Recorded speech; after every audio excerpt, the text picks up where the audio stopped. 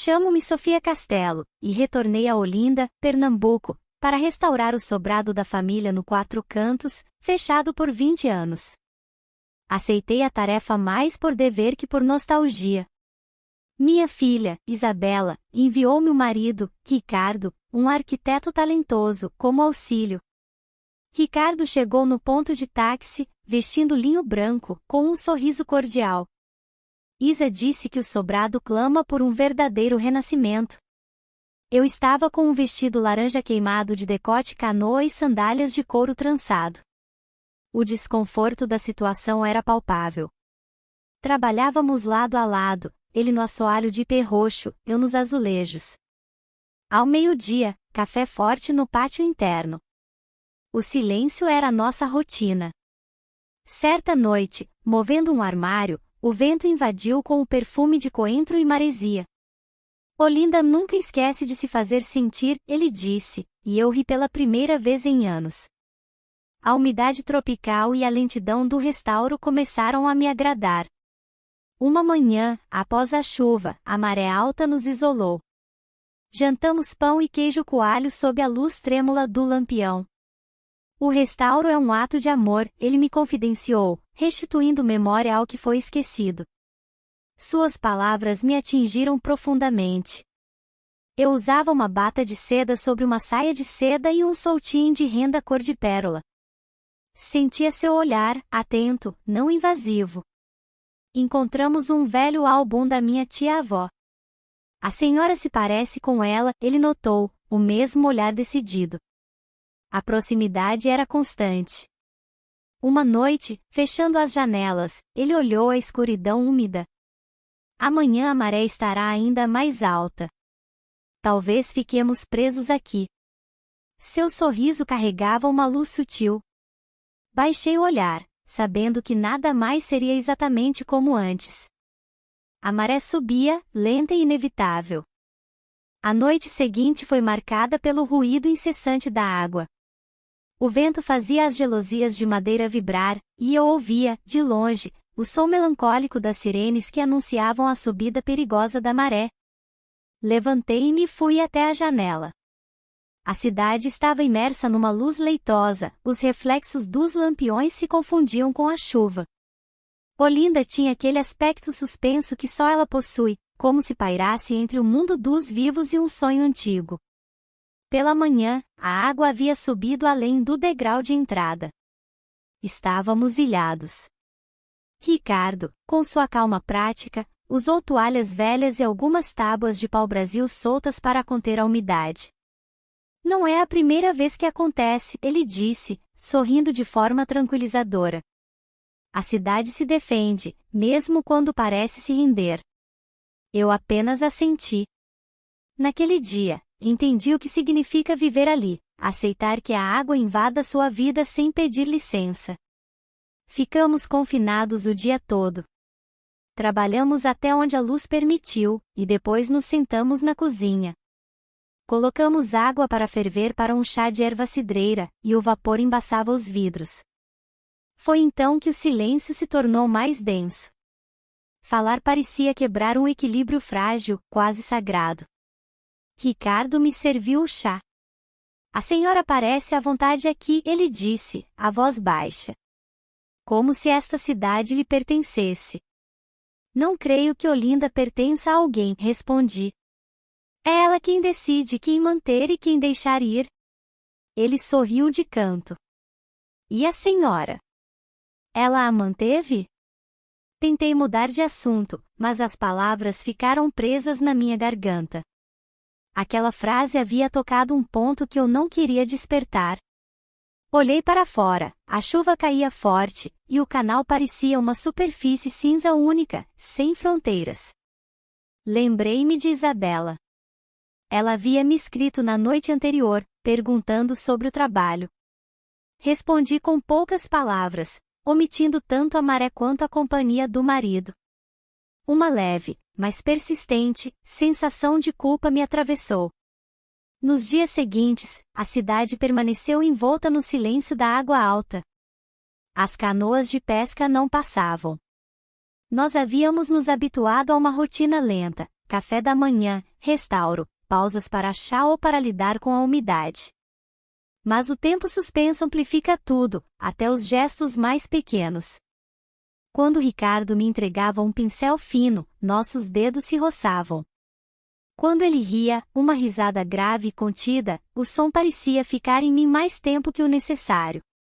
Meu vestuário agora era mais prático, mas ainda mantinha uma elegância discreta, calças de linho branco justas no quadril e uma bata de cambraia bordada com flores em tons de azul.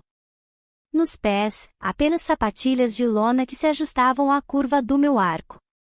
Uma manhã, ele estava observando um desenho antigo pendurado na parede, um projeto incompleto que fiz anos atrás, quando ainda acreditava que poderia ser pintora. É seu? Ele perguntou. Eu assenti. É belo.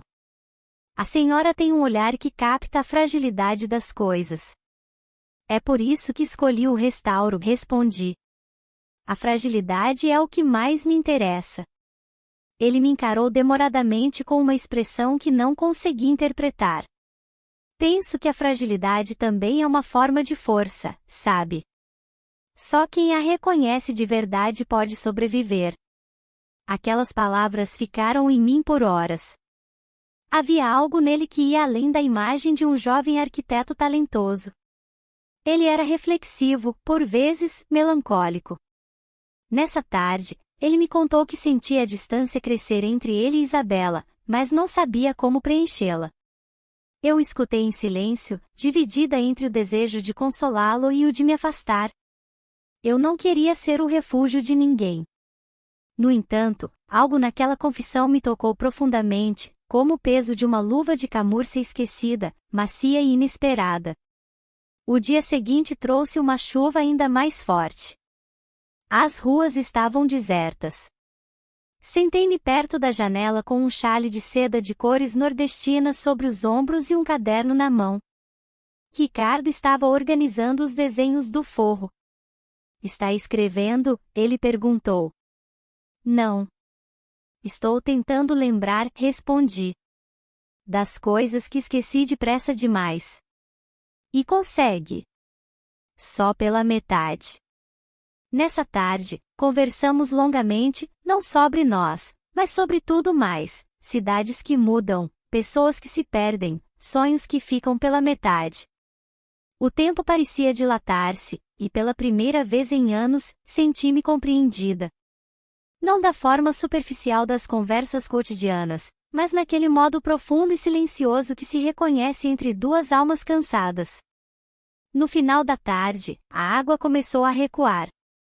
Ricardo abriu a janela e a luz do crepúsculo se refletiu nas paredes úmidas. Olhe, ele disse. Até a cidade sabe quando parar de lutar. Olhei para ele e, naquele instante, vi algo que nunca havia notado. Talvez fosse a quietude, talvez a gratidão, ou talvez apenas a solidão que reconhece sua própria imagem em outra. Desviei o olhar, fingindo observar o céu, mas meu coração batia num ritmo que eu não recordava há anos. Eu sabia que não era amor, nem desejo. Era algo mais sutil e perigoso, a redescoberta de estar viva. Na manhã seguinte, a cidade parecia renascida. As carrancas nos telhados pareciam sorrir, os sinos tocavam e das janelas chegavam vozes de pessoas que voltavam às ruas. Amanhã poderemos retomar o trabalho no piso térreo, disse Ricardo. Ótimo, respondi. Será o momento de terminar o que começamos. Mas eu sabia que não se tratava apenas de azulejos ou paredes desgastadas. Havia algo em nós que não poderíamos restaurar sem quebrar todo o resto. O sol filtrava finalmente entre as nuvens e a luz refletia límpida na água do canal. Senti-me quase aliviada ao ver os passantes atravessarem as pequenas pontes com sacolas de feira, e as vozes dos vendedores de tapioca voltarem a encher o ar. Após dias de isolamento, Olinda despertava de um sonho febril. Ricardo estava de bom humor, encontrei-o no salão, ocupado em tirar medidas para o forro. Tinha um lápis atrás da orelha e, sem que percebesse, cantarolava uma melodia nordestina que não reconheci. Hoje a cidade respira, ele disse, olhando para fora. Nós também deveríamos.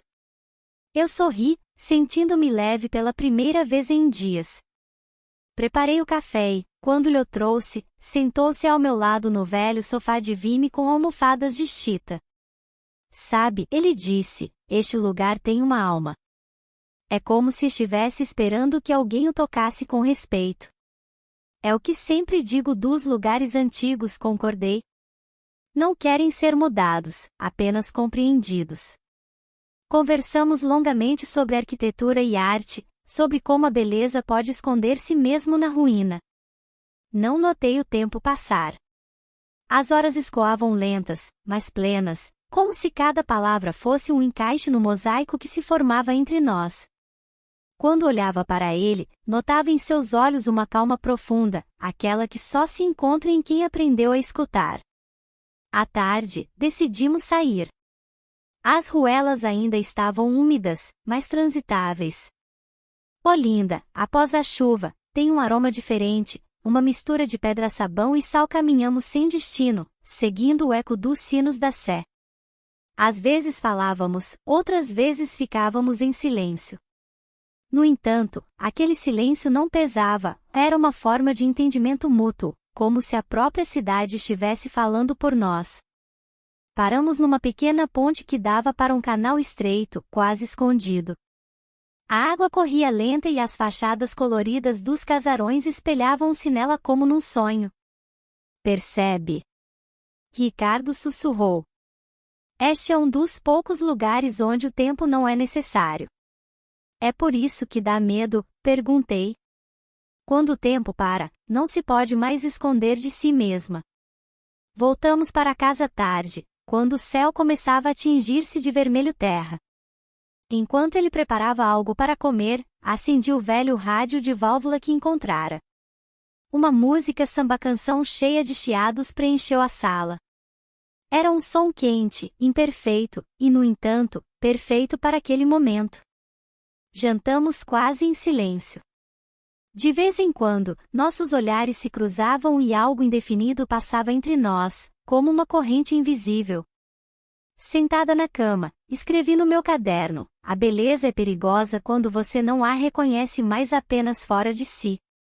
Eu não sabia por que precisava escrever aquilo, mas sentia que algo estava mudando. Eu buscara refúgio neste restauro para fugir de uma vida cheia de silêncios, mas agora os silêncios haviam me encontrado. Nos dias seguintes, a rotina voltou, mas com um sabor diferente. Cada gesto, um pincel passado na parede, uma palavra trocada, uma xícara de café partilhada, parecia carregado de um significado que eu já não conseguia ignorar. Uma manhã, enquanto eu preparava os pigmentos, Ricardo me perguntou com um tom quase distraído, enquanto lixava um pedaço de madeira de lei: quando a senhora pensa em terminar este trabalho? Em um par de semanas, talvez, respondi. Vou sentir falta deste lugar, ele disse. Parecia que eu respirava melhor aqui. Aquelas palavras me atingiram mais do que eu queria admitir. Tentei responder com leveza. Vai sentir falta da umidade, quer dizer? Ele riu, mas não havia ironia nos seus olhos. Não. Vou sentir falta da calma. E da companhia. Desviei o olhar, fingindo concentrar-me no muro que restaurava. Eu não podia permitir que aquele limite invisível se quebrasse, mas sabia que ele já estava inclinado. Toda vez que nossos olhares se encontravam, sentia uma tensão quieta, como uma corda que vibra sem ser tocada. Numa tarde, enquanto trabalhava na moldura do salão, cortei levemente um dedo com a lâmina do bisturi. Não era nada, mas ele acorreu de imediato, segurando minha mão. Deixe-me ver. Sua voz era firme, mas os olhos denunciavam uma preocupação sincera. É só um arranhão, eu disse, tentando me afastar, mas ele não soltou. Pegou um lenço e o envolveu no meu dedo com uma delicadeza que me desarmou. Seus dedos roçaram os meus, e por um instante, o tempo parou de verdade. Quando ele finalmente se afastou, ficou na sala um silêncio que nenhum de nós teve coragem de quebrar. Senti meu coração bater de forma irregular, como se tivesse esquecido o ritmo certo. Voltei ao trabalho, mas minha mão tremia. A partir daquele momento, cada palavra entre nós carregava um peso diferente. Naquela noite, antes de adormecer, pensei em Isabela. Em quão pouco eu realmente sabia sobre a vida dela com Ricardo. Seria ela feliz ou também vivia, como eu, ao lado de um vazio que não sabia nomear? Senti culpa por esses pensamentos, mas era como se eu não pudesse mais controlá-los. O dia seguinte amanheceu com um odor diferente, mais seco, quase primaveril. Abri a janela e deixei entrar a luz do sol que filtrava entre as muxarabis do vizinho. Olinda, após a chuva, parecia uma cidade recém-nascida. As pedras ainda brilhavam úmidas, e os canais refletiam o céu pálido. Ricardo chegou pouco depois com 2 cuscuz de milho e um pote de manteiga de garrafa, comprados na padaria da esquina. Não podia começar o dia sem um pouco de doçura, disse ele, com seu tom habitual. Eu sorri, embora sentisse um nó crescendo em mim a cada dia. Era a calma que precede algo. Enquanto trabalhávamos, notei que o olhar dele se demorava em mim, não com insistência, mas como se procurasse ler algo por trás do meu silêncio. Eu fingia não notar, mas sentia-me atravessada por uma corrente sutil. À meio da manhã, o telefone tocou. Era Isabela. Disse que o seu projeto em São Paulo tinha sido suspenso e que poderia juntar-se a nós alguns dias antes do previsto. Talvez já na próxima quinta-feira, acrescentou ela, entusiasmada. Tentei manter a voz calma. Que ótima notícia, querida. Será bom revê-la. Mas assim que desliguei, senti-me subitamente vazia. Ricardo me olhou, intuindo algo de imediato. Sua filha, ele perguntou. Sim. Diz que talvez venha cedo. Muito cedo. Não acrescentei mais nada, mas o ar entre nós mudou. O silêncio que se seguiu não era o mesmo de antes. Estava carregado de perguntas caladas, de pensamentos que nenhum de nós tinha coragem de pronunciar. Continuamos a trabalhar, mas sem a concentração de antes. Eu usava um vestido de linho azul marinho, simples, mas que marcava a silhueta, e um bracelete de prata pesado no pulso. Cada gesto era mecânico. Ele subiu na escada para refinar uma angulatura do forro. Eu observei de esguelha, notando a precisão dos seus movimentos. Era um homem atento, respeitoso. No entanto, havia algo nele que, sob aquela calma aparente, traía uma profundidade que eu nunca quisera ver até ao fundo. Quando desceu, encontrou a coragem de dizer, piano, é uma boa notícia, não é? Claro, respondi de imediato, mas minha voz tremeu. E então, por que a senhora parece assustada? Não encontrei as palavras. Olhei para ele por um momento, depois baixei o olhar. Porque às vezes, quando tudo parece voltar ao seu lugar, temos medo de descobrir o quanto, na verdade, mudou. Ele não replicou. Limitou-se a sentir lentamente e voltou ao seu trabalho. Aquele gesto simples, aquele silêncio contido, me atingiu mais do que qualquer discurso. Percebi que ambos estávamos tentando ser fiéis a um limite que já não existia. À noite, a maré voltou a subir. A água lambia as pedras do pátio, e o vento soprava, trazendo o cheiro salgado do mar. Refugiamo-nos no salão com uma garrafa de cachaça envelhecida e um xale de lã sobre os joelhos. A luz tremulava, e de vez em quando, o clarão de um farol distante cruzava as persianas. Não sei o que será de mim depois deste restauro, eu disse, quase para mim mesma. E por quê? Porque tenho a sensação de que, quando ele terminar, algo dentro de mim terá de mudar. Ricardo ficou em silêncio por alguns segundos. Depois respondeu, baixo, talvez já tenha mudado. Só que a senhora não percebeu. Suas palavras ficaram suspensas no ar. Olhamos um para o outro, e foi como se o tempo parasse de novo.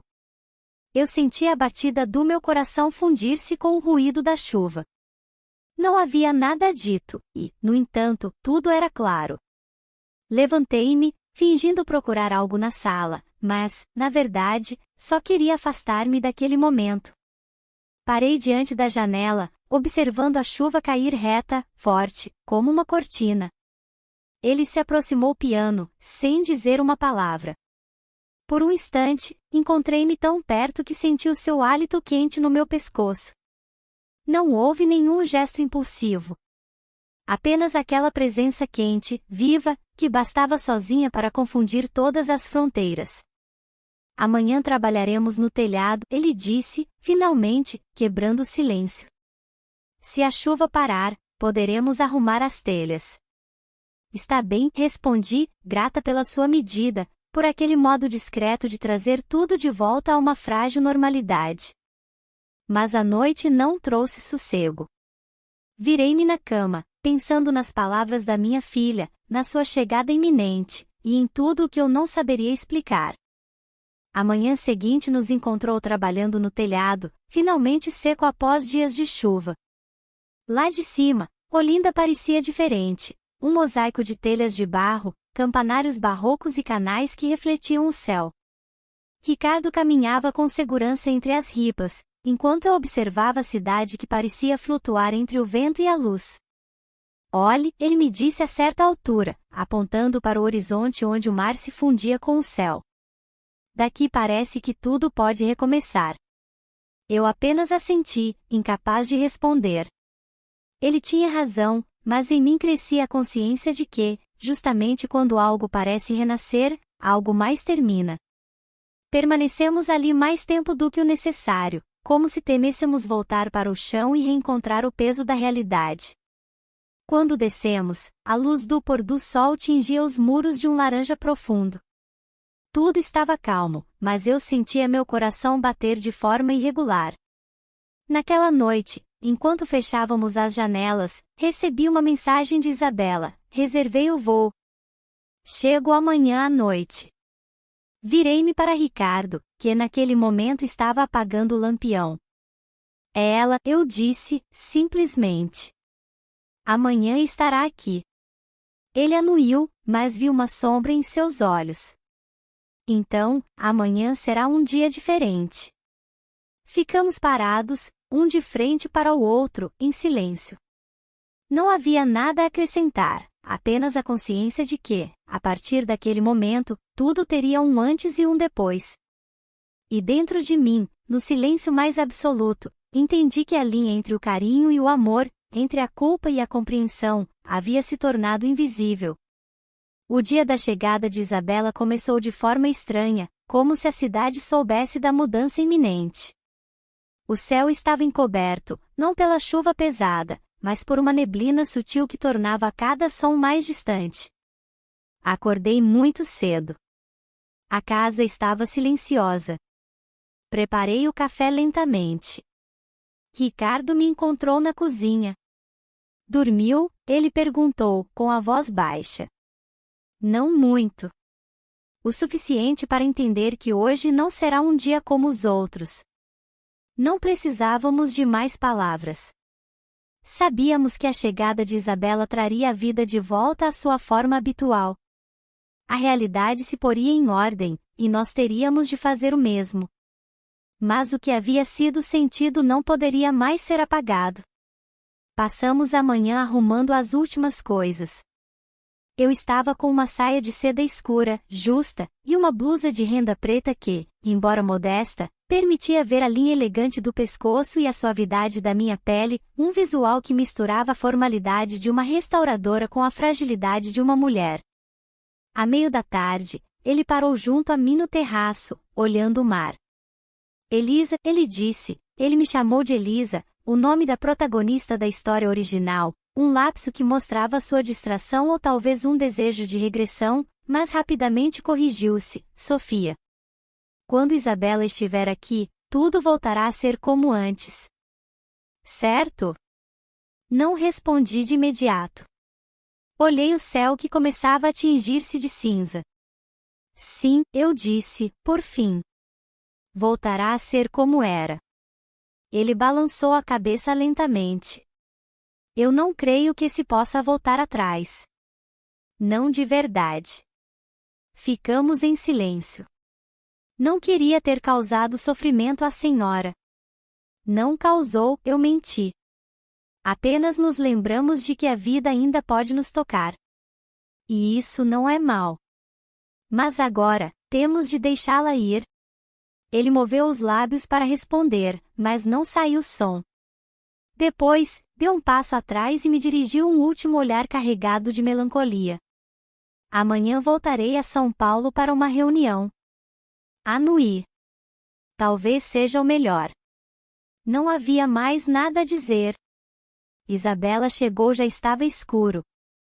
O ruído dos seus passos no pátio me fez sobressaltar.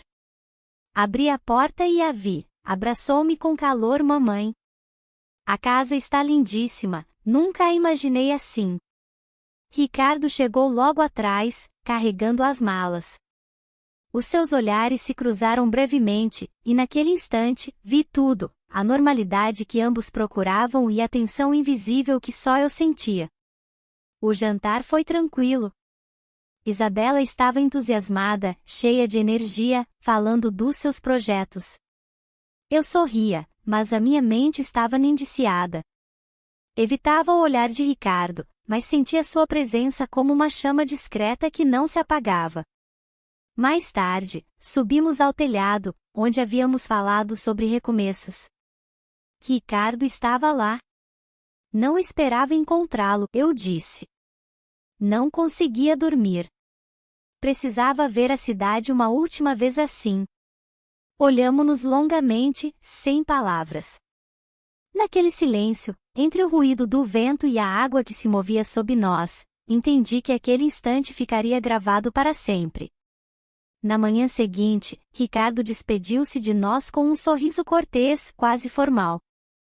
É sempre assim, disse Isabela, lendo o bilhete que ele deixará na mesa. Ele nunca consegue parar. Os homens que não param, respondi, às vezes o fazem por medo de olhar para dentro. Ela me olhou, curiosa. Talvez. Mas não creio que seja o caso dele. Ricardo só tem muitos projetos. Anuí, encerrando a conversa. Nos dias que se seguiram, a casa pareceu esvaziar-se. Isabela me trouxe um pequeno souvenir, uma máscara simples de papel machê, com um fino traço de ouro em torno dos olhos. É para você. Devolve a vida às coisas, mas permite que conservem as suas cicatrizes. A máscara. A fragilidade daquele objeto em minhas mãos resumiu tudo. Algumas noites depois, enquanto Isabela estava na rua, eu estava sozinha no sobrado. Sentei-me no salão, olhando a luz da lua que se refletia no canal. Meu tempo em Olinda estava terminando, mas a cidade não me deixava ir sem o pagamento. Na manhã da minha partida, encontrei Isabela sentada na cozinha. Mãe, ela disse, com uma voz calma. Aconteceu algo entre você e Ricardo, não foi? O pincel caiu da minha mão. Tentei me recompor, mas a voz saiu fraca. Por que pergunta? Desde que cheguei, sinto-os diferentes. Como duas pessoas que partilham um segredo. Naquele instante, percebi que fingir seria negar o último pedaço de honestidade que me restava. Sim, Laura, outro lapso, a verdade escorregava em mim. Isabela. Eu fiz algo de que não me orgulho. Ultrapassei um limite. Ela ficou em silêncio. Com ele? Anuí. Por quê? Porque a solidão se torna um peso que não se sabe mais carregar. E porque nele vi alguém que ouvia, que compreendia sem julgar. Olhei-a nos olhos. Mas não houve amor. Houve apenas um espelho no qual ambos vimos o que nos faltava. As palavras dela me atravessaram mais do que qualquer reprovação. Você me traiu, mãe. Não como esposa dele. Como filha. Porque a achava mais forte do que isso. Eu parti de Olinda numa manhã cinzenta de neblina. Fechei a porta do apartamento restaurado, deixando a chave sobre a mesa, ao lado da máscara branca. A última página do meu caderno de restauro trazia apenas uma frase: não se pode restaurar o que está quebrado por dentro. Mas pode-se aprender a olhá-lo com mais verdade. No trem, olhando a paisagem fugir, percebi que a verdadeira restauração não fora do sobrado, mas de mim mesma. Levaria tempo para o perdão, talvez anos. Mas Olinda, a cidade que me manteve, havia finalmente me libertado, cobrando um preço alto, a verdade nua entre mãe e filha,